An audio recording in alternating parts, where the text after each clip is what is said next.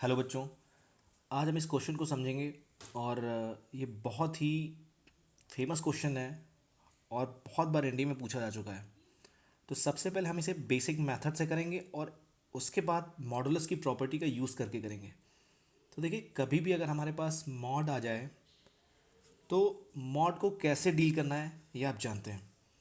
तो देखिए, क्वेश्चन हमारे पास क्या है, x square minus three mod of x plus two बराबर ज़ीरो। ठीक है।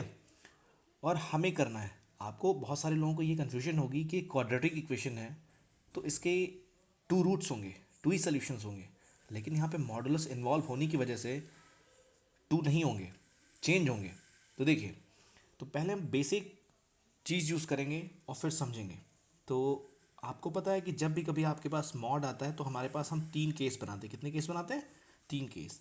मॉड के अंदर लिखी हुई क्वांटिटी क्या अगर ज़ीरो से बड़ी है तो कितना आएगा? एक्स आएगा। अगर मॉड ज़ीरो है तो कितना आएगा? एक्स अगर ज़ीरो है तो कितना आएगा? ज़ीरो आएगा। एक्स अगर ज़ीरो से छोटा है तो कितना आएगा? माइनस के साथ मॉड खुलेगा। तो ये बात आप जानते हैं।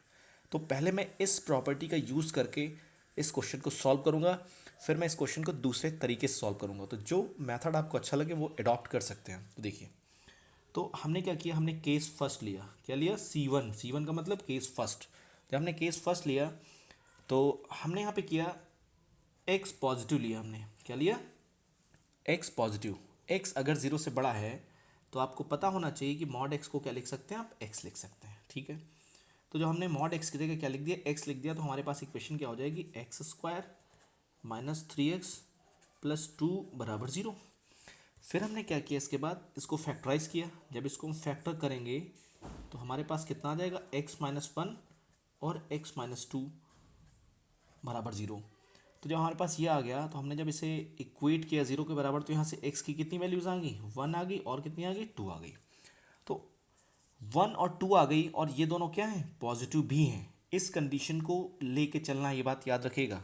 बहुत सारे लोग क्या करते हैं, इस कंडीशन को भूल जाते हैं और यहाँ पे मान लो माइनस वन माइनस टू आ रहा है तो उसे कंसीडर कर लेते हैं, क्योंकि यहाँ पे एक्स पॉजिटिव है। तो ये दोनों वैल्यू जो आई हैं, ये दोनों वैल्यू भी पॉजिटिव हैं। तो इसलिए कितनी, यहाँ से कितनी वैल्यू मिले हैं हमारे पास? दो वैल्यू मिली हमें। कितने सोल्यूशंस मिले? Two solutions. कितने सोल्यूशंस मिले? टू सॉल्यूशंस यहाँ से मिले। अब हम बात करते हैं केस सेकंड की। केस सेकंड हमारे पास क्या है कि अगर x ज़ीरो हो जाए, तो अगर x ज़ीरो हो जाए तो मॉड ऑफ x कितना होगा? ज़ीरो होगा। तो मॉड ऑफ x की जगह ज़ीरो रखेंगे और यहाँ हम ज़ीरो रख देंगे। तो हमारे पास यहाँ से आएगा ज़ीरो, यहाँ हो जाएगा, यहाँ ज़ीरो रखेंगे तो ये तो ज़ीरो हो जाएगा। तो हमारे पास यहाँ से आ रहा है टू बराबर ज़ीरो।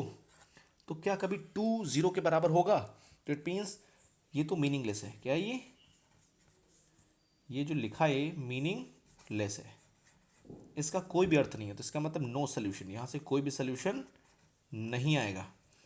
अब हम बात करेंगे केस थर्ड की। जब केस थर्ड की बात करेंगे तो x क्या होगा? ज़ीरो से छोटा होगा। अगर आप x ज़ीरो से छोटा लेते हैं तो मॉड ऑफ x क्या होगा? माइनस के साथ खुलेगा। तो जब माइनस के साथ खुलेगा तो ये इक्वेशन क्या हो जाएगा हमारे पास? X square. और यहाँ पे कितना हो जाएगा? माइनस एक्स हो जाएगा तो ये प्लस हो जाएगा। तो ये हो जाएगा थ्री एक्स प्लस टू बराबर ज़ीरो। तो जब इसे हम फैक्टर करेंगे तो यहाँ से आ जाएगा हमारे पास x प्लस वन और कितना आ जाएगा? x प्लस टू बराबर ज़ीरो। तो यहाँ से कितना आया? x बराबर माइनस वन और माइनस टू। ये दोनों क्या हैं? ज़ीरो से छोटे भी हैं। तो यहाँ से कितने सोल्यूशन मिले? टू सोल्यूशंस मिले। कितने मिले? टू सॉल्यूशंस मिले। तो इसका मतलब टू यहाँ से मिले, टू यहाँ से मिले, तो टोटल कितने सोल्यूशन मिले? यहाँ पूछा गया हाउ मैनी रियल सोल्यूशंस। तो इसका मतलब हमारे पास कितने सोल्यूशन हो गए? दो यहाँ से और दो यहाँ से। तो हमारे पास चार सोल्यूशन हो गए। इस इक्वेशन के कितने सोल्यूशन आ गए? Four solutions, four real solutions. ठीक है। एक मेथड तो ये हुआ, हमने सिंपली मॉड का यूज़ किया और सॉल्व किया। अब देखिए, अगर हम इसे एक ये ना करें, हम कुछ और करें, यहाँ पे आपको पता होगा कि आप एक्स स्क्वायर की जगह क्या लिख सकते हैं? मॉड ऑफ एक्स स्क्वायर लिख सकते हैं। ये चीज़ तो आपको पता है। और एक चीज़, अगर कभी भी आपके पास मॉड एक्स ए के बराबर है, ए कोई कांस्टेंट है, तो यहाँ से एक्स बराबर क्या होगा? ए होगा। और क्या होगा? माइनस ए होगा, क्योंकि इसको ए भी सेटिस्फाई करेगा और माइनस ए भी सेटिस्फाई करेगा।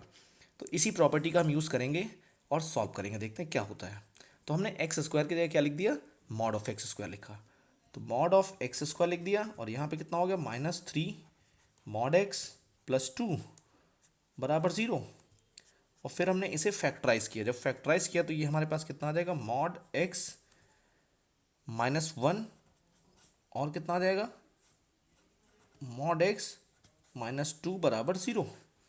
तो यहाँ से हम क्या करेंगे, जब मॉड एक्स को ये दोनों फैक्टर 0 के बराबर हैं तो यहाँ से मॉड एक्स की वैल्यू कितनी आ जाएगी, मॉड एक्स की वैल्यू एक बार 1 आएगी और एक बार मॉड एक्स की वैल्यू कितनी आएगी, 2 आएगी।